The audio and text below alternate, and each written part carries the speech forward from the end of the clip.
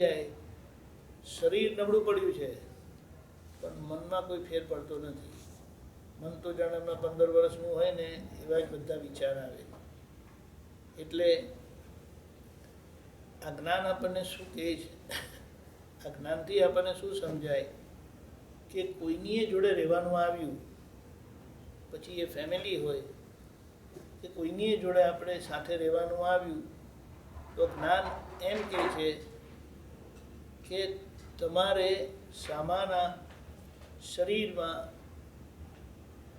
જીવી જવાનો તમારો શું કહેવાય, તમે બંધાઈ ગયા. આ ખબર પડે અને શું કહેવાય, ચાલો તમે ઘરે છો, પતિ પત્ની છે, તો બંને એકબીજાના શરીરમાં રહીને જીવવાનું, તો કેટલો ડિફરન્સ આવે, કેટલો ભેદ પડે કે નહીં પડે? બીજાના શરીરમાં રહીને જીવે તો પોતાના શરીરમાં તો જીવે જ છે દાદાગીરીથી, પણ બીજાના શરીરમાં રહીને જીવતા હોય એટલે બીજાનું શરીર એ મારું જ છે કરીને જીવતા હોય, તો તમે એમની કાળજી લો કે નહીં લો? ગુજરાતી તો બધા સમજણ પડે છે ને? નહીં સમજણ પડતી હોય તો કહેજો કે હું કીધું કરીને, નહીં તો પછી એનો કોઈ મિનિંગ નહીં થાય. બરાબર? બીજાના શરીરમાં જીવવું એટલે કે બીજાનું શરીર મારું જ શરીર છે, એની ટેવો આપણી. હા, આપણી ટેવો કેટલી વખત હોતી નથી. ચાલો આપણને જે વિચાર આવે કશું કરવાનો, એ કરવામાં આપણને કોઈ પણ વાંધો આવે સામાન્ય રીતે. એટલે કે જે બાબતની આપણને ઈચ્છા થઈ એ ઈચ્છા પૂરી કરવા માટે આપણને કેટલો આનંદ આવે, એ ઈચ્છા પૂરી થાય તો કેટલું ગમે ને? એવી રીતે સામાની જોડે એવું છે. 5 પછી પાણી, 1 વોટર પ્લીઝ. હા, એ બીજાના શરીરમાં આપણે જો જીવતા હોઈએ તો એમની ઈચ્છાને આપણે કેટલી દરકાર રાખીએ કે નહીં રાખીએ?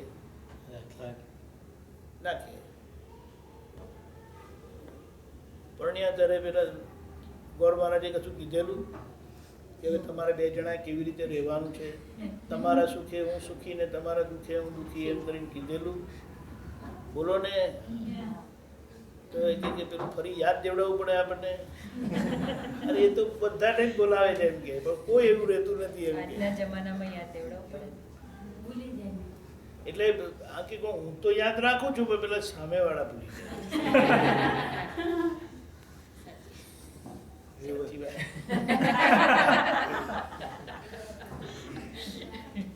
આ જ્ઞાનની એની સિમ્પ્લિસિટીમાં સમજવામાં બહુ મજા છે.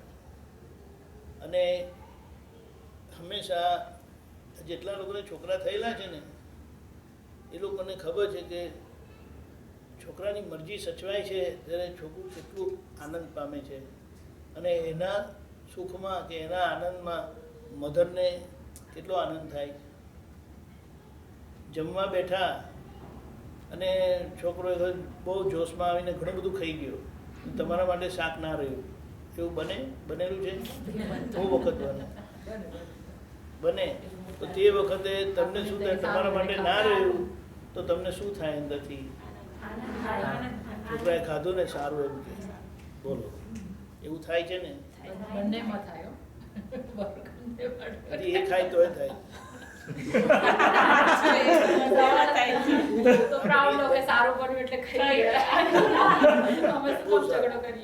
સારી વાત છે. પણ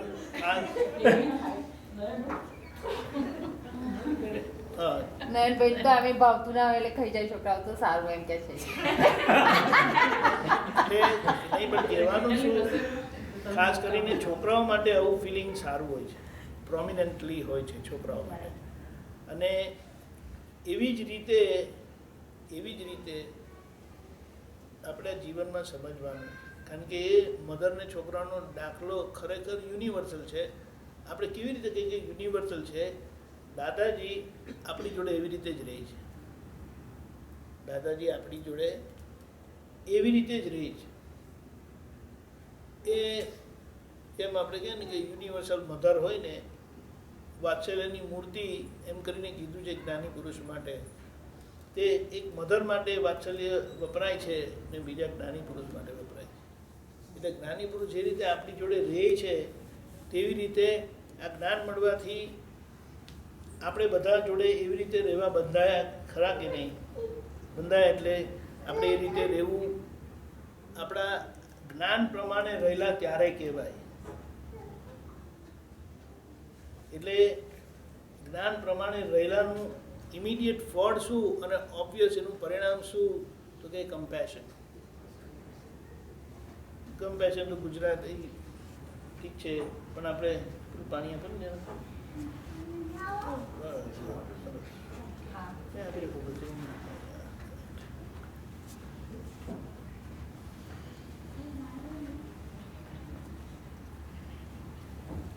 એટલે આ ફેમિલી કર્યું ને, ભણ્યા એટલે મેરેજ કર્યા, તેમાં મોટો ક્રાઇટેરિયા જે આખો શીખવાનો ભાગ જે છે તે ક્યાં આવે છે? તો કે બીજાના, એટલે જેમની જોડે તમારું લગ્ન થયું ને એમની જોડે તમારે એમના શરીરમાં રહેતા શીખવાનું.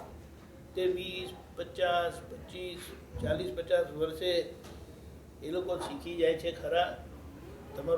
તમારું ઓબ્ઝર્વેશન શું છે? તમારું અને તમે જે બીજાને જોયેલા હોય તે 25-50 વર્ષે એકબીજાને સારી રીતે સમજીને જીવતા હોય છે કે જેમ જેમ દિવસો વધારે જતા હોય તેમ કકડાટ વધતો જાય છે? સામાન્ય રીતે એટલે હવે આપણે જ્ઞાનના પરિણામથી આપણને જ્ઞાન મળ્યું છે, દાદા મળ્યા છે, સમજણ મળી છે, દાદાએ આટલા આશીર્વાદ આપ્યા છે, આટલો બધો ટાઈમ આપ્યો છે, તો એ માટે આપણે સિરિયસલી વિચારવાની જરૂરત ખરી કે નહીં? બીજું બધું આ લોકો કહે છે ને will fall in its place, એની મેળે. પણ આ બેઝિક અને સામાન્ય સમજણ જો આપણને બેઠી નહીં તો આપણે ગમે તેટલી જ્ઞાનની મોટી મોટી વાતો કરીએ ને એનો કોઈ મિનિંગ નહીં થાય, કોઈ જાતનો મિનિંગ નહીં થાય. એટલે સમજણ આવું કે આપણે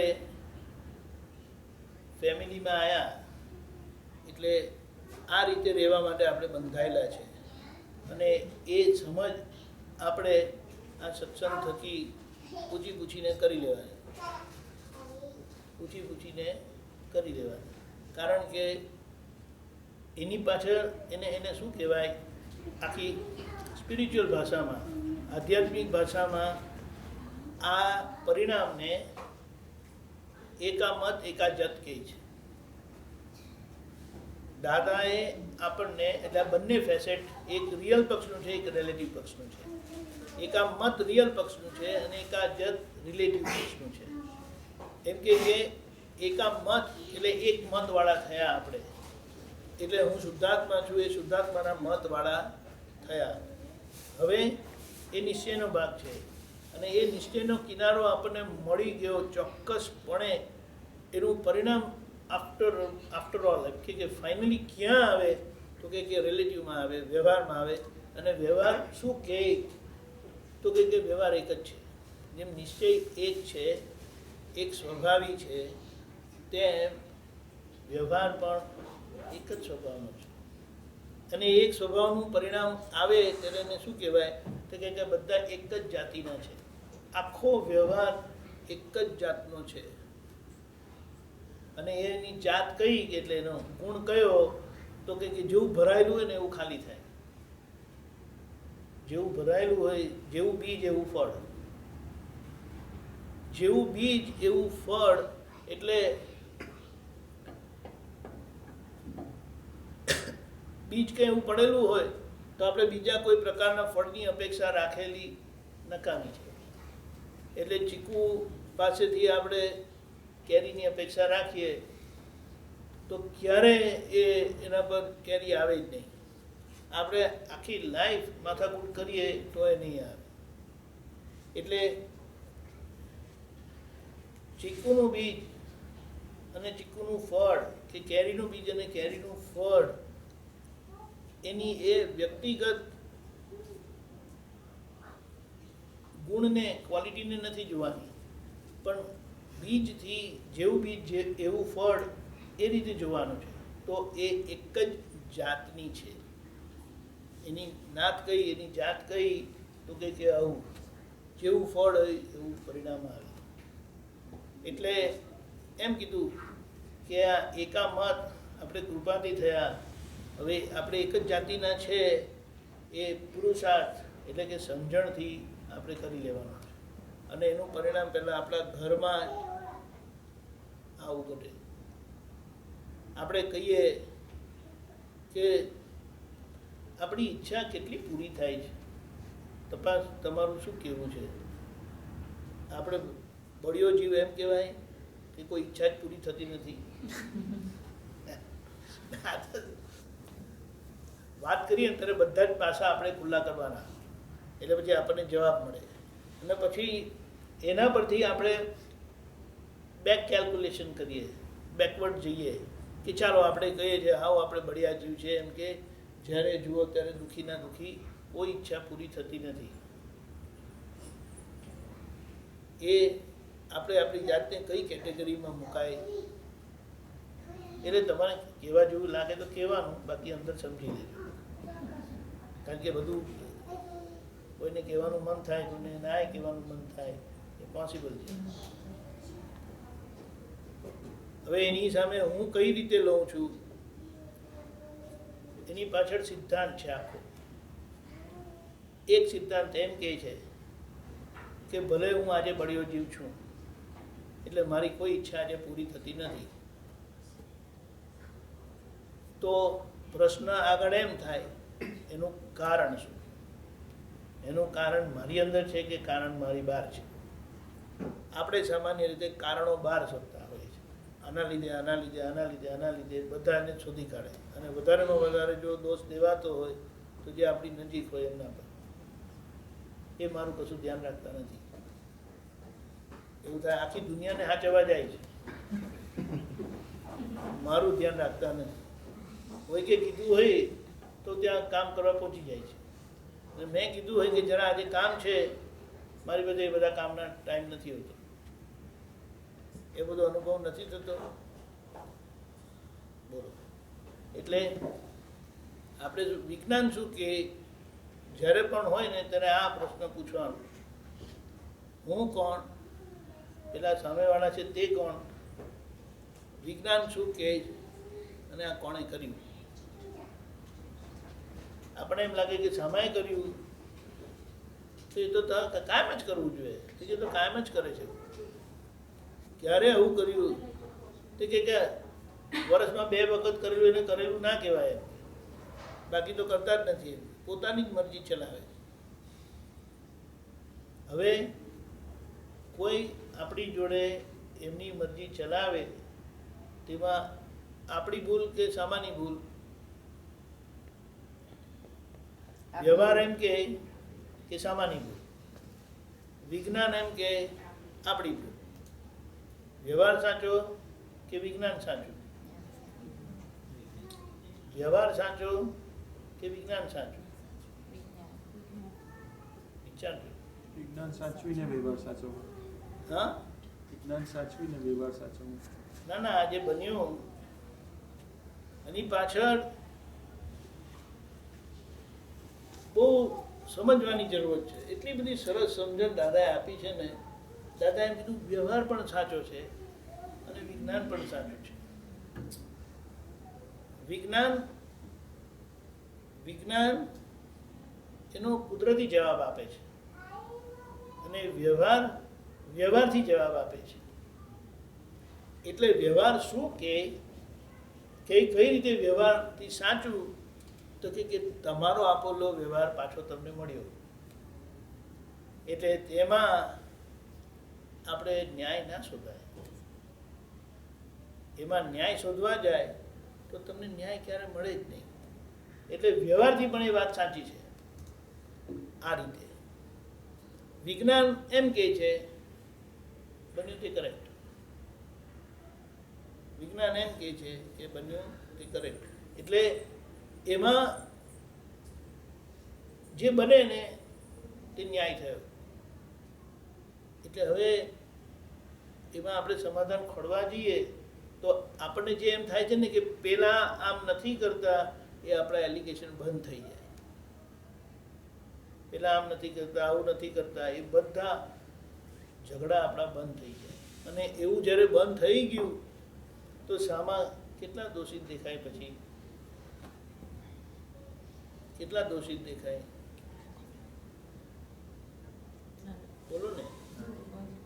જો અર્જુન સમર્થ હતા, ફાઇટ કરવા માટે રેડી નહોતા થતા. કૃષ્ણ ભગવાને એમની જોડે વાર્તાલાપ કરીને એમને તૈયાર કર્યા. એ લડ્યા અને મોક્ષે ગયા. એવો જ ઘાટ આપણો પણ છે. આપણે પોટેન્શિયલી મોક્ષે જાય એવા છીએ, પણ આપણને એની ખબર નહોતી એટલે ગુચાયા કરતા હતા. ક્યારે ક્યાં કેવી રીતના ઇમોશનલ થયા એનું આપણને ખબર જ નથી, પણ ઇમોશનલ પણ જ જીવ્યા છે. હવે દાદા મળ્યા અને આપણને એ જ દ્રષ્ટિ આપી જે કૃષ્ણ ભગવાને અર્જુનને આપી હતી. અને મોટામાં મોટી વાત જો આપણે સમજવી હોય ને તો એવું દાદાએ કીધું છે કે કૃષ્ણ ભગવાને દ્રષ્ટિ આપીને લઈ લીધી હતી પાછી. તેને ખાલી બતાડ્યું, કોઈનો ફોટો બતાડે ને પછી ખાસ ખિસ્સા મૂકી દે ને એવું કર્યું હતું. બોલો. અને એનું કારણ એ હતું, પહેલી વાત એ સમય સારો હતો એટલે ખાલી અર્જુનને જાગૃત કરવાની જરૂરત હતી. પછી તો એમ કે એનો રસ્તો ખોડી લે એવા એ હતા, ખોડી લે એવા.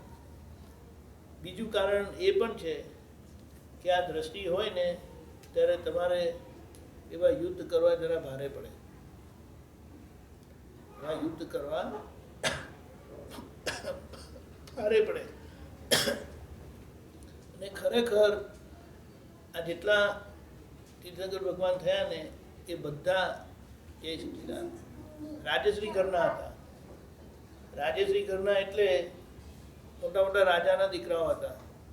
હવે એમને તો ભાગે ક્યારે ને ક્યારે યુદ્ધ આવે, વોર આવે, પણ એ અને એમની જવાબદારીના ભાગે એમને વોર ફ્રન્ટમાં જવું પણ પડતું હતું, પણ એ લડ્યા વગર સામાને જીતાડી દેતા હતા.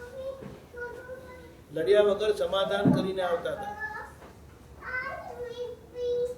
લડ્યા વગર સમાધાન કરીને આવતા હતા. આપણે શું કહીએ, જે સમાધાન આપણે માનીએ છીએ કે યુદ્ધથી છે તે સમાધાન સમજણથી પણ થઈ શકે છે ને. ખ્યાલ આવ્યો? પણ એમનું કન્વિક્શન એટલું બધું પરફેક્ટ હતું, એટલે સમજણ એટલી પરફેક્ટ હતી કે ગમે તેવા અણસમજણ હોય ને તો એમને સમજણ આપી દેતા. આ સમજવા જેવું છે. અને બીજું મોટી વાત શું છે, મોટી વાત કે આપણા હિસાબો બહારવાળા જોડે એટલે એક્સટેન્ડેડ આઈ એ સેટલ નથી થયેલા. એટલે એ બધા એકાઉન્ટ આપણા પેન્ડિંગ છે. આપણી ઉધારી જે બધી છે ને બહારની, out of our own mind, speech and body, એ બાકી છે બધી. કારણ કે એને આપણે ક્યારે હેન્ડલ કરી જ નથી. આ ખ્યાલ આવ્યો? એટલા માટે આપણને ફેમિલી ભેગું થયું, આ માણસો ભેગા થાય અને કશું ને કશું આપણી જોડે કશું કરી જાય છે, કહી જાય છે, આપણી પાસે કરાવે, બધું એ કરે. આ વાત સમજવાની છે. કારણ કે જ્યાં સુધી તમારું બહાર કોઈની જોડે કાંઈ પણ એકાઉન્ટ પેન્ડિંગ છે ને એ ગમે તે રીતે તમને મળવાના, નજીક આવવાના ને સુખ દુઃખના કારણ બનવાના. એવું નથી થતું? એ જ્યારે હિસાબ પૂરા થાય ને નેચરલી પછી તમને કોઈ ભેગા જ નહીં થાય. ખ્યાલ? પણ એ કુદરતી રીતે પરિણામથી છેલ્લા ભાવમાં એવું આવીને ઊભું રહે છે કે આપણે આ બધો સાફ સફાઈ કરતા જાય, ક્લિયર કરતા જાય, તેમ તેમ એ પરિણામ આવે છે. એટલે લાસ્ટ લાઈફમાં તે છેલ્લા 15, 20, 25 વર્ષ જેવી જેવી સિચ્યુએશન ને જેવો હિસાબ એવું છે. એટલે આપણે હમણાં ફોકસ ક્યાં કરવાનું છે તો કે બહારના લોકો અને ખાસ કરીને આપણા ઘરે જે ભેગા થયા છે ને એમના હિસાબમાંથી કેવી રીતે છૂટવું તે એની માસ્ટર કી એડજસ્ટમેન્ટની કીધી છે. પણ મોટામાં મોટું એડજસ્ટમેન્ટ શું તો કે એમની અંદર રહીને આપણે જીવવું. સામાન્ય વાત લાગે પણ છતાં એ બહુ વિચારણા માંગે. એટલે જેમ આપણે કહીએ આજે જે આપણે છેલ્લા સામાયિક કરાવ્યું એમાં શું કરવાનું હતું એ હું જે સમજ્યો ને હું તમને કહું અને મેં જે ગોઠવ્યું એ હું કહું કે ચાલો આપણે હમણાં ગુરુ પૂર્ણિમા પૂરતા છે હમણાં 3 દિવસ તો કે અહીંયા પહેલી વાત મારું ફોકસ આ મન વાણી કાયા શું કરે એના પર ટોટલ એવું જોઈએ. એટલે હું એવું રાખીશ એવું મેં નક્કી કર્યું. આપણે કહીએ કે દાદાએ જેટલું આપણને જ્ઞાનવિધિમાં કીધું છે, જેટલું બધું વર્ણન કર્યું છે ને, અવ્યય છું, અક્ષય છું, અમૂર્ત છું, એ બધું એ બધા ગુણો જે છે શુદ્ધાત્માના એ અગેન્સ્ટ વિજેવી મનવાણી કાયાની સામે છે. એટલે મનવાણી કાયા વિનાશી છે, હું અવિનાશી છું. મન વચન કાયાનો વ્યય થનાર છે, હું અવ્યય છું. ખ્યાલ આવ્યો? એટલે એ જેટલી બાબત આપણી વ્યવહારમાં ઊભી થાય એ બધાની સામે હું શુદ્ધાત્મા એ અવસ્થાનો જોનારો, એ અવસ્થાથી જુદો અને એનો જોનારો એવી રીતે હું છું. અને એ અવસ્થાથી જુદો અને એ અવસ્થાનો જોનારો એવો હું રહ્યો તો મને એ અવસ્થાની કેટલી અસર થાય.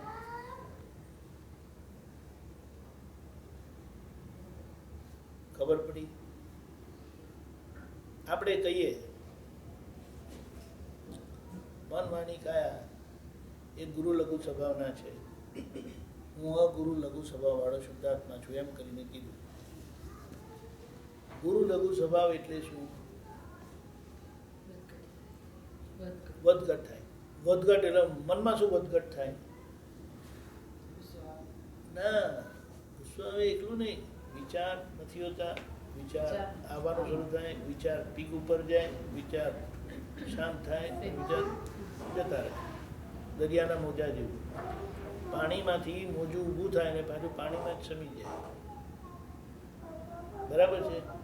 એવી રીતે આપણી વાણી જે હમણાં બોલવાનું ચાલુ નહોતું, બોલવાનું શરૂ થાય, બોલવાનું પીક ઉપર જાય, બોલવાનું શાંત થાય ને બંધ થઈ જાય, ઓછું થઈને બંધ થઈ જાય. એવી જ રીતે આપણી ક્રિયા શરૂ થાય ને બંધ થાય. ત્યાંથી ચાલવાની ક્રિયા ચાલુ થઈ ગઈ, અહીંયા આવીને ચાલવાની ક્રિયા બંધ થઈ.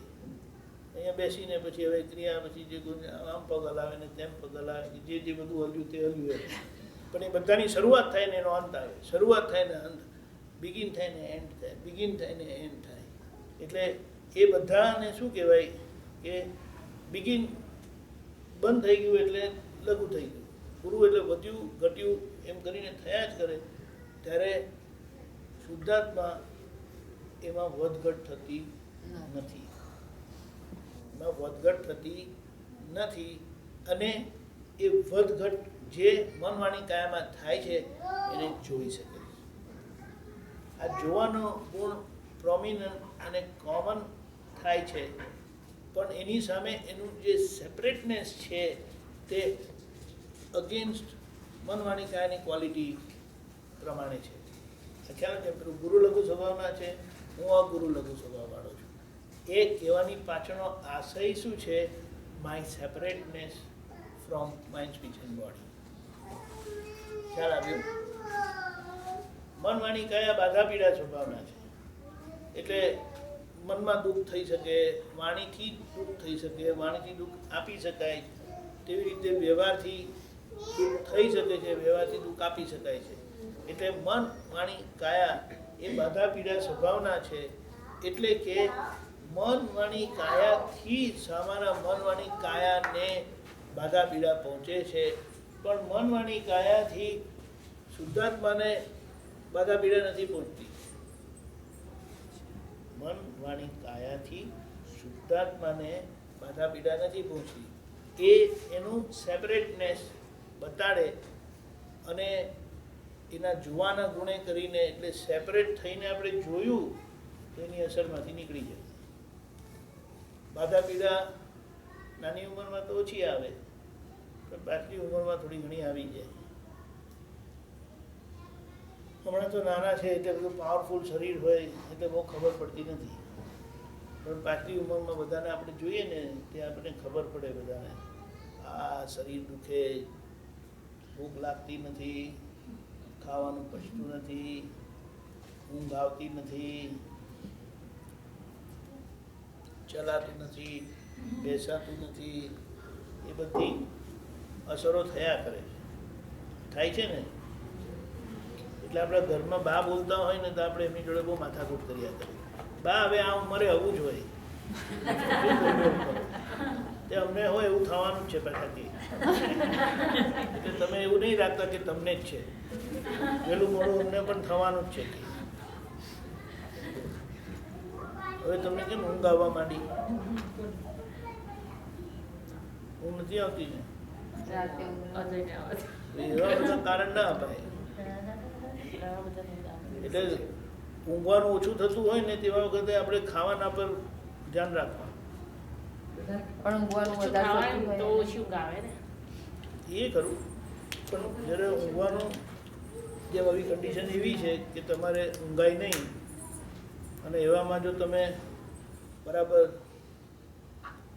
કારણ કે આ લોકો સારું સારું બનાવે છે એટલે સહેજે તમને ઊંઘ આવી શકે છે, તો ત્યાં તમારે આ સાચવવાનું. અમારો અનુભવથી કહું. એટલે પછી ઊંઘ આક્રમણ ના કરે. એટલે આપણે સૂવું હોય ને ત્યારે જ સુવાય, પણ જ્યાં જાગવું હોય ને તો આપણે સારી રીતે જાગી શકીએ. ખાવાનું પ્રમાણ નહીં સચવાયું ને તો એટલું બધું એટેક કરે ને કે તમે બધી મહેનત કરો ને ખુલ્લી આંખ રાખવાની તો આંખે ખુલ્લી ના રહે, પડી જ જાય, શટર પડી જાય ને એવું છે. એટલે હવે તમે કહો, આ ખ્યાલ આવ્યો? એકામત દાદાએ કર્યા છે, એકા જત આપણે આ રીતે થવાનું છે. અને એની પાછળ વાતને સમજવાની છે, કોઈ ક્રિયા કરવાની નથી. ક્રિયા થઈ રહેલી છે, ક્રિયા કરવા નથી કીધી. આપણને એમ ના કહેવાય કે આ જ્ઞાન મળ્યું એટલે બધું સમજાશે. જ્ઞાન મળ્યું એટલે સમજાશે, એ પેલું બીજ પડ્યું એટલે બીજું એની મેળે ફળ આવે એવું નથી.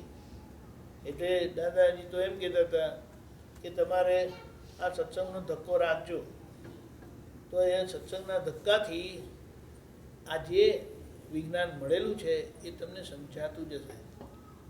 અને એક વખત સમજાઈ ગયું ને તો એ કામ કર્યા કરશે. એ સમજ જ ક્રિયા કરાવશે. કારણ કે આજે આપણી આગળની સમજણ ખૂબ પ્રોમિનન્ટલી કામ કરે છે, અને એમને એમ એ નહીં જાય, અને એ સમજાયું ને તો તરત જતું રહેશે. એવું છે. એટલે હવે તમે વાત કરો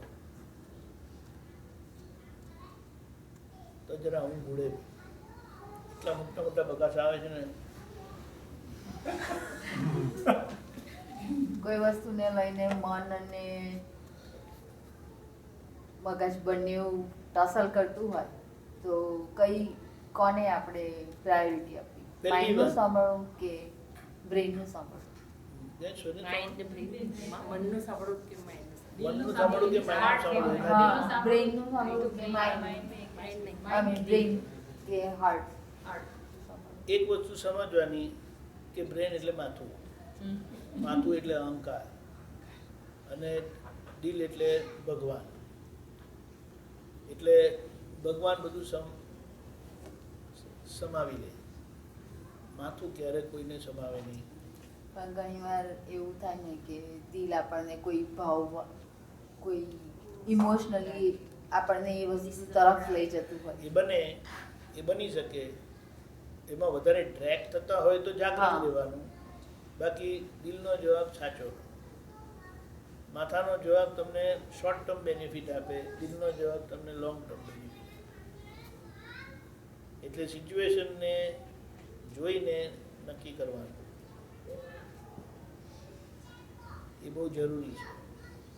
અને એક સિદ્ધાંત એવો છે, બધી ઈચ્છા પૂરી થયા વગર મોક્ષ થતો નથી. એટલે આપણે એની ચિંતા નથી કરવાની. કેમ? તો કે તમારી ઈચ્છા તમારાથી પૂરી થશે, તમારા કશું કરવાથી પૂરી થશે? બોલો ને. તો કોણ પૂરી કરશે? વ્યવસ્થિતની જવાબદારી છે. હવે આપણે કશી ઈચ્છા રાખવી નહીં. આપણે તો ખાલી મોક્ષે જવાની જ ઈચ્છા રાખીએ. ધીમે ધીમે કરીને આપણે જે કહીએ છીએ ભાવે કરીને આ જગતની કોઈ પણ વિનાશી ચીજ મને ખપતી નથી, એની પાછળની સમજણ શું છે? એમાં આ ઈચ્છા છે ખરી, પણ આ ઈચ્છા કેવી છે કે હું બધી ઈચ્છામાંથી નીકળી જાઉં, કે મને કોઈ ઈચ્છા રહે નહીં. અને નિયમ એવો છે તમે આવું નક્કી કર્યું એટલે હવે તમે નવું કોઈ માંગતા નથી, એનો મતલબ એમ થાય. પણ તમે જે અંદર નાખીને આવેલા છે ને એ બધું સહેજા સહેજ આવશે.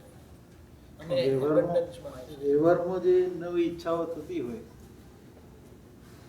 વ્યવહારમાં ઈચ્છાઓ થતી હોય કહેવાય, નવી ઈચ્છા નથી હોતી. નવી ઈચ્છા કોને કહેવાય? કે જેમાં તમારી અંદર ડિસ્ટર્બન્સ બહુ આવે એ ખ્યાલ. અને જે ઈચ્છા આમ સહેજે થઈ જાય તો એમાં બહુ ડિસ્ટર્બન્સ નહીં આવે. અને એવી જ્યારે ઈચ્છા થઈ ને તો આપણે અંદરથી પેલો ખ્યાલ રાખવાનો કે સંજોગો ભેગા થશે ને થશે. આપણે પોઝિટિવ રહો, આપણે સંજોગોને અનુકૂળ રહો, એટલે આપણે જ આપણી ઈચ્છા પૂરી કરવામાં ઓબ્સ્ટ્રક્ટિવ નથી થતા એ ખાસ જોવાનું. બાકી ઈચ્છા એની મેળે પૂરી થાય. કેટલી બધી વસ્તુ આપણે માંગ્યા વગર મળેલી છે, તમે જુઓ. અને જસ્ટ બનેલી છે, આપણને મળેલું છે, પણ આપણે એનો હિસાબ નથી કાઢ્યો એટલે જે બાબત નથી થતી ને એના માટે બહુ કકડાટ થાય છે. અને જે નજીકના લોકો હોય ને એના પર જ બધો એટેક થાય. દૂરના લોકોને એનો લાભ નથી મળતો, નજીકના લોકોને એનો વિશેષ લાભ મળે. બોલો. એટલે આ વાત સમજો એવું છે. એટલે આપણા નક્કી કરેલા પ્રમાણે નહીં થાય, પણ ઈચ્છા પૂરી થવાની ખરી. પણ આ ઈચ્છાના માટે કવિજીએ લખેલું છે કે આપણે જેટલી પાછળ જઈએ ને એ આપણા કરતાં 2 માઇલ આગળ જતું રહે. અને આપણે સેટ નથી જોઈતું, આપણે ફરી જઈએ ને તો સામે આવેલું બોલે. હવે આપણે કે હવે શું કામ આવ્યું છે? આપણો અહંકાર આવો છે, એને બહુ સમજવાની જરૂર છે. આમ એની પાછળ દોડતા હતા અને પછી કીધું કે ચલો હવે નથી જોઈતું ને આપણે ફરી ગયા ને તો સીધું સામે આવે. એટલે એ આપણને એમ જ કહે છે મને હવે મારી મરજી આવવા દો ને, તમે શું કામ મારી પાછળ પડો છો? તમને જે મળ્યું છે એની પાછળ પડો. તમને જે મળ્યું છે, જે વિજ્ઞાન મળ્યું છે વિજ્ઞાન પાછળ પડો. આ તો બધું હું અમારી મેળે આવી જ જઈશ. અને કારણ કે એ વ્યવહાર છે એટલે એ આવીને પાછું જતું જ રહેવાનું. એ ખ્યાલ આવ્યો?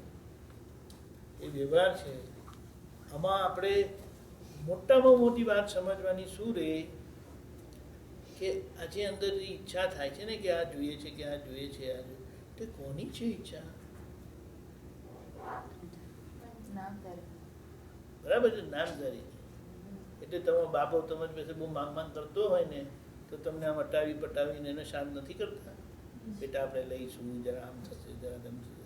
મામા don't forget, I want it. Yes, my word. તો કેવું તમને તમારા વર્ડને એક્સેપ્ટ કરીને એ ચલાવી લે છે અને તમે એને શાંત કરી દો છો ને. એક્ઝેક્ટલી આને શાંત કરવાના છે વિજ્ઞાનથી, પૂરી સમજણથી. નહીં તો તમને જેમ પેલો જંપીને નહીં રહેવા દે ને તે આ જંપીને નહીં રહેવા દે. ખરેખર એવું છે, ખરેખર એવું છે. અને હંમેશા કેવું હોય, નહીં હોય ને ત્યાં સુધી બહુ થાય કે જોઈએ જોઈએ જોઈએ જોઈએ, અને મળી ગયા પછી એની તરફ જોતા નથી હોતા. મને આ ગાડી જોઈએ, મને આ ગાડી જોઈએ એમ કરીને કે પછી એ ગાડી મળે ને પછી એ ગાડીને એવી રીતે નથી દેતા, બધી ગંદીએ રાખે ને ગમે તેમે રાખે ને બધું થાય. ઘર જોઈએ, ઘર અથાડીએ નાખે, બધું કરે. ઘર માટે કેટલો બધો કકડાટ કરે છે. ઘર માટે માથાકૂટ નથી હોતી.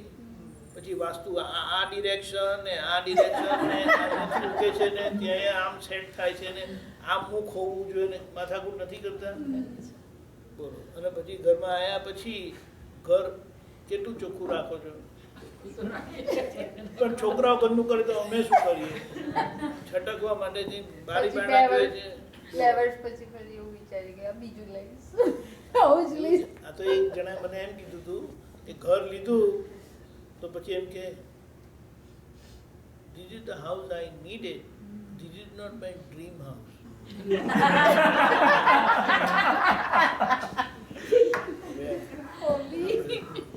આવું થઈ શકે છે ને, આવું હતું એટલે તો આવા શબ્દો નીકળ્યા. એના માટે બહુ સરસ કીધું છે, શબ્દ માત્ર જાગૃતિ માંગે છે અને શબ્દ માત્ર પ્રતિક્રમણ માંગે છે. એ પ્રતિક્રમણ એટલે કે શબ્દ ભૂલવાળો છે. હા, ભૂલવાળો છે. શબ્દ નીકળ્યો ને એ બધો ભૂલવાળો છે. એટલે છેલ્લું સમાધાન મૌનમાં છે. છેલ્લું સમાધાન મૌનમાં છે. એટલે કેટલાક આ છે કે આપણે છેલ્લી વાત જ ગમી ગઈ એટલે હું મૌન થઈ ગયો. ના, વ્યવહારનો સંભાવ્ય નિકાલ બાકી છે, માટે સંભાવ્ય નિકાલમાં તમારે એ બોલવાનું કારણ બને. જ્યાં અવળું બોલેલા ને તે સવડું બોલીને એમના કરારમાંથી છૂટવાનું છે. કારણ કે જ્યાં સુધી એ સવડું આપણું સાંભળે નહીં ને ત્યાં સુધી એ આપણને રિલીવ નથી કરતા. આ વાત સમજ નથી. એટલે ઈચ્છાની વાત આ રહી. અને દાદાએ બીજું કીધું છે, મારું જ્ઞાન મળ્યું છે ને એટલે તમે મોક્ષે જવાના જ. એટલે મોક્ષ માટે ફિકર નહીં કરતા કે મોક્ષ માટે તો હું કામ કરીશ જ. તમે જે વ્યવહાર ઊભો કરેલો છે ને તમે એનો ઉકેલ લાવી દો. એટલા માટે મેં તમને આજ્ઞા આપી છે. અને આજ્ઞા સૈદ્ધાંતિક છે, સાયન્ટિફિક છે, ઇન પ્રિન્સિપલ છે. તમે એને સમજી લો. આ સમજવા માટે આપણે આ ભેગા થઈએ. અને એ સમજાઈ ગયું.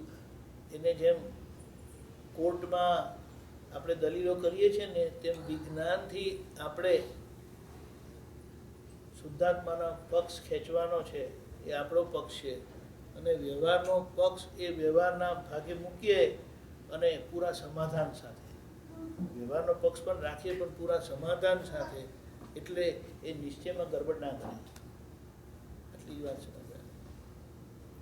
એટલે વ્યવહારમાં જે આપણે પકડ રાખીએ છીએ, પકડ રાખવી એટલે જાણે વ્યવહાર કાયમનો હોય ને એવું આપણે પ્રોજેક્ટ કરીએ છીએ, એવું આપણે ઈચ્છા રાખીએ છીએ. પણ એ નથી. જે સ્વભાવથી ચેન્જિંગ છે તેને ક્યાં સુધી તમે હોલ્ડ કરી રાખશો? ક્યાં સુધી હોલ્ડ કરી રાખશો? લાઈફ ટેમ્પરરી કે પરમેનન્ટ? ટેમ્પરરી લાઈફમાં કેટલો કકડાટ કરવાનો ને આ થોડુંક વિચારીએ આપણે. સમજીએ ને પેલું આ લોકો શું કે બ્રેઇન સ્ટોર્મિંગ કહે છે ને, આ લોકો કંઈ કહે છે ને કોઈ પણ પ્રોજેક્ટ કરવાનું હોય ને તેને બ્રેઇન સ્ટોર્મિંગ. એટલે જે કંઈ વાઇલ્ડ વિચારો આવતા હોય ને તે કહો તમે. હા, બીજી એક વાત આપણે કહીએ, બહાર કેટલા જણા છે બહાર કેટલા જણા છે, અંદર આપણને લાગે છે કે એક છે, પણ અંદર કેટલા છે? અને બોલો બોલો, વિજ્ઞાન શું કહે છે કે આપણને જે બહાર દેખાય છે એ આપણને બહુ બધા લાગે છે, અંદર આપણને લાગે છે કે આપણે ને આપણે જ છીએ, પણ અંદર કેટલા છે? હવે ખબર પડી? એટલે આપણે બહારનો હિસાબ કાઢીએ છીએ, પણ અંદર આપણે એક થઈ ગયા ને, અંદર આપણે એક થઈ ગયા ને, કામ થઈ ગયું. એકાદ જગ જે આપણે કહીએ છીએ ને, તે અંદરના ભાગમાં એક થવાની આપણી દ્રષ્ટિ છે. અંદરના ભાગમાં એક એકો હમ બહુ શ્યામ એમ કહે છે ને, એવું સાંભળ્યું? વેદાંતમાં કહે છે, વેદાંતિઓ કહે કે એક હું હતો પણ બહુ શ્યામ થઈ ગયો છે, બહુ રૂપ થઈ ગયો. એ બહુરૂપીપણું આપણું કેટલા પ્રકારે છે વિચારો. જેટલી ઈચ્છા એટલું આપણું સ્વરૂપ છે. ખ્યાલ આવ્યો? હવે એમાં એક થઈ ગયું, આપણું કામ થઈ ગયું. અને આપણી આખી મહેનત આ એક થવા માટેની છે. નિશ્ચયથી એક કર્યા, હવે વ્યવહારથી એક થવાનું છે. અને વ્યવહારથી એક થયેલા એટલે શું? શ્રીમદ રાજચંદ્રજીએ એમ કીધું, પરેચ્છાનું ચારીને શબ્દ ભેદ નથી. એટલે જે એક થવા માંગે છે તે પર ઈચ્છા અનુસારી હોય, એટલે કે બીજાની ઈચ્છા પ્રમાણે ચાલનારા, બીજાની ઈચ્છા પ્રમાણે જીવનારા હોય. અને જે બીજાના ઈચ્છા પ્રમાણે જીવનારા હોય એમને શબ્દથી ભેદ ના પડે. ક્યારે શબ્દથી ભેદ ના પડે એટલે વ્યૂ પોઈન્ટથી ભેદ પડવા ના દે. બરાબર છે? એટલે એના પર વિચારવાની જરૂરત છે કે આપણો જે કંઈ પણ ભેદ પડે છે તે શબ્દથી જ પડે છે. અને એ કયો તો કે એક્સપ્રેસિવ શબ્દ, એ એક્સપ્રેસ થઈ જાય. તે એવા ભેદવાળા શબ્દો આપણાથી એક્સપ્રેસ થાય છે ખરા? એવા ભેદવાળા શબ્દ આપણાથી એક્સપ્રેસ થાય છે ખરા કે નથી થતા? નહીં થતા હોય તો ભેદ પડે જ નહીં. અને ભેદ પડે છે માટે એક્સપ્રેસ થાય જ છે, પણ આપણે ખબર નથી. બરાબર છે? એકાદું એક્ઝામ્પલ આપો ને. એક કેવા અરે તો ઘરવાળા કઈ ગયા, ઘણા બધા હોય છે. તમે ઘરવાળા કઈ ગયા, કેટલા ઢગલે ને પગલે પગલે હોય છે, પણ ખબર તો પડી. આપણે કહીએ કે ચાલો આપણે હમણાં જઈએ જ્યારે બહાર જવાનું. ના, હમણાં મારી પાસે ટાઈમ નથી. બાબાએ કશું કીધું તો ત્યાં હા ના એનો ડિફરન્સ પડ્યા જ કરે છે ને. બરાબર છે? એ કહીએ છીએ આપણે. એટલે એની આગળની વાત શું કીધું કે એ તો આપણને ખ્યાલ ના આવે, પેલું કે બધું બહુ મગજ કસવું પડે. એની આગળનું એમ કીધું, આપણે બધા મોક્ષાનુચારી કહેવાય. મોક્ષ અનુચારી એટલે મોક્ષે જનારા. મોક્ષાનુચારીને વિચાર ભેદ ના હોય. મોક્ષાનુચારીને વિચાર ભેદ ના હોય. ખબર પડી? એટલે જે મોક્ષે જનારા હોય એ કોઈની જોડે વિચારથી ભેદ ના પડે એમને. એટલે એની આગળ આપણે કહીએ તો કે મનથી ભેદ ના પડે. એટલે એને શું કીધું? મતભેદ તો હોય, પણ મતભેદ મનમાં ઘર કરી લે ને. મનમાં ઘર કરી લે એટલે શું કે પછી તમે બસ તમારું જ માનો છો, એ જ કરેક્ટ એમ કરીને. તો મન ભેદ જો ત્યાં થયું ને તો એ ક્યારે તમે છૂટા પડો ને એનું કશું કહેવાય નહીં. આપણે માનીએ કે આપણે છૂટા પડ્યા, કોર્ટમાં લઈને જે કરીને છૂટા પડ્યા, પાછા નહીં ભેગા થવાના. પાછા ત્યારે ભેગા નહીં થવાના. બોલો ને? એવી રીતે ભેગા થાય, વાલા થઈને નજીક આવે અને આપણને બરાબર આપે અને એનું આપેલું આપણને ગમે નહીં, આમ એક બાજુ વાલું લાગે ને પેલું આપ્યા જ રાખે, આપે જ રાખે, આપે જ રાખે. ખબર પડી? એના કરતાં જે તે રસ્તે સમાધાન આપો, ફાઇલનો સંભાવે નિકાલ કરો. હા, કેટલા લોકો છૂટા નહીં પડતા. ડિવોર્સ. ત્યાં જે પણ કારણે કે એટલું બધું મોટું એક્સપ્લોઝન થાય ત્યારે છૂટા પડે, નહીં તો છૂટા પડે શું કામ? ભેગા થયા તો છૂટા પડવા માટે ભેગા થયા હતા. જન્મના આપણે સાથી છે એમ કરી. અને આપણે કહીએ કે જ્યારે એવું લગ્ન કરેલું હોય ત્યારે એમના માટે અંદર કેટલું હોય, કેટલું ચલાવી લેશો તમે? બધું ચલાવી લે, એ જે કે ચલાવી લે. એવું જ હોય ને, એમ કે એવું જ હોય. પછી આ 2-5 જ્યારે થોડા વર્ષો થાય છે તો પછી એમાં ફેરફાર નથી થતો કે શા માટે થાય છે? એ બધી તમારી કમિટમેન્ટ ક્યાં જતી રહી? એમાં તો એક વ્યવહારની સૂઝથી પણ લોકો આખો જીવન કાઢી નાખે છે, આપણે કહીએ. પણ એની સામે જો આ વિજ્ઞાનની સમજણ હોય તો આપણે સમજી લેવાનું કે વિજ્ઞાન શું કહે કે આજે ધક્કો મારેલો કાલે પાછા ભેગા નથી થવાના. બોલો. અને એ તો હિસાબ બાકી હોય તો ભેગા થાય, ના બાકી હિસાબ પતી ગયો માટે છૂટા થયા. હિસાબ પતી ગયો માટે છૂટા થયેલા હોય ને તો ઝઘડો કરીને ના છૂટા પડે. જોજો, આ વાત સમજવાની છે. બધું એ ખ્યાલ આવે, ખાવા પીવાની બધી સમજણ પડે છે. નથી સમજવું તો પછી આવી રીતે ધક્કો મારી જાય. આ તો વાત સમજવાની. એટલે કે કોઈની જોડે તરછોડ ના કરશો. આ તરછોડનું પરિણામ આવે. હવે આ ટાઈમ પણ થવા આવ્યો એટલે તરછોડ ના વાગે, કારણ કે એ આગળ તમને કેવી રીતે ભેગા થશે ને એ બહુ ડિફિકલ્ટ છે. તો પછી આપણે જે આ જોબ ચેન્જ કરીએ તો હવે આ બહુ જોબ બહુ એમિકેબલી જવું છે. જોબ ચેન્જ કરી શકો છો for better benefit, better prospect. Same જ થયું ને આના કરતાં પેલા ના ભાઈ ના. આ જોબ વાળા જે લોકો એમ્પ્લોયર હોય ને એમને પણ અંદર ખબર છે કે મારા એમ્પ્લોયીને જરા બેટર ઓપોર્ચ્યુનિટી મળશે તો યુ ગોઈંગ ટુ ગો. એટલે એ ગમે તેમ કરી તમને હોલ્ડ કરવાનું ના કે કોન્ટ્રાક્ટ કરે કે આમ તમને આપણે. કેટલા લોકોને એ લોકોની પ્રિન્સિપલ બ્રેક કરીને રાખેલા છે.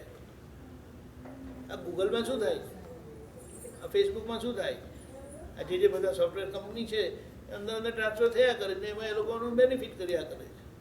ત્યાં આ લોકો પાછા ગૂગલમાંથી વેલ ટ્રેન જે બધા થયેલા હોય એમને સીધા પિક કરે અને એમને ડિફરન્સ આપે એટલે આપણું મગજ કામ નહીં કરે. મગજ કામ નહીં કરે કારણ કે એમનો જે બેનિફિટ છે તે મલ્ટીફોલ્ડ છે. એટલે એમના માટે એ કાંઈ નથી.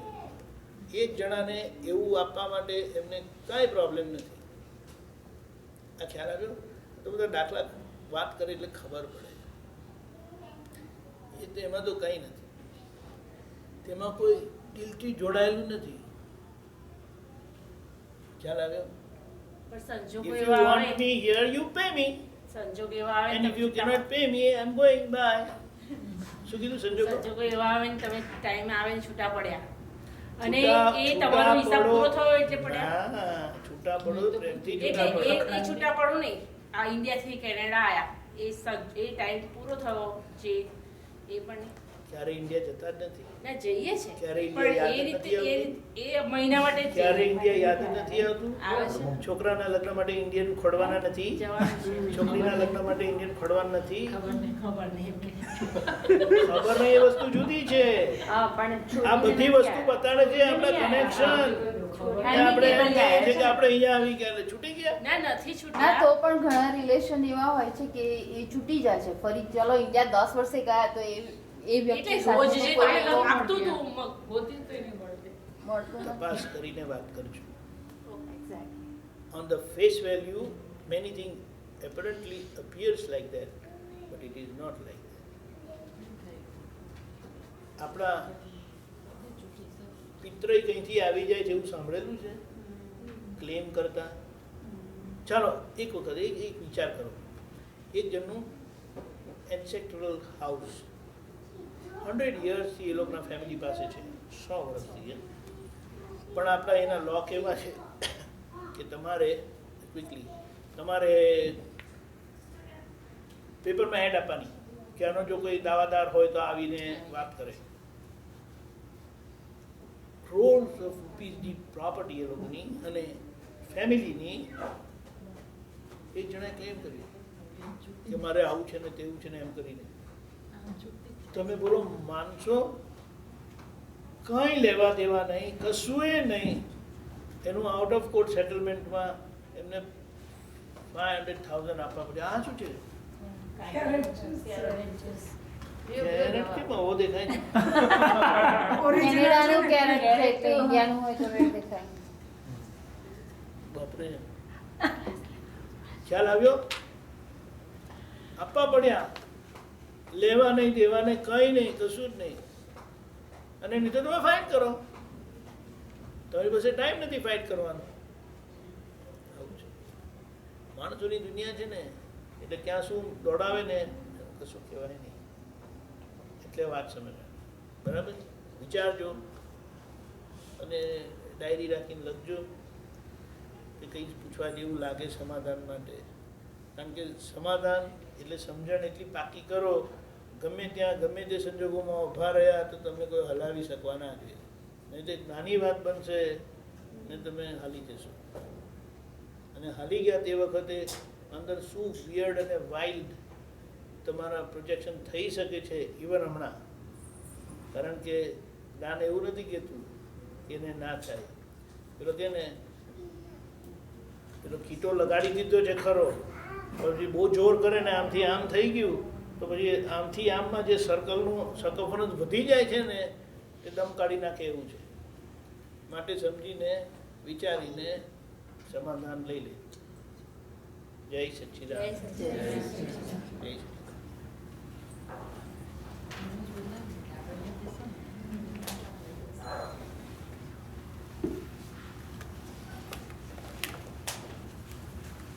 તમારે સારું ખસવાનું નહીં. આટલા બધા ના થાય. બરાબર છે, વાત સાચી છે. એ હું શોધતો હતો ક્યાં પડ્યું. આનું જે કરવાનું તો કરજો.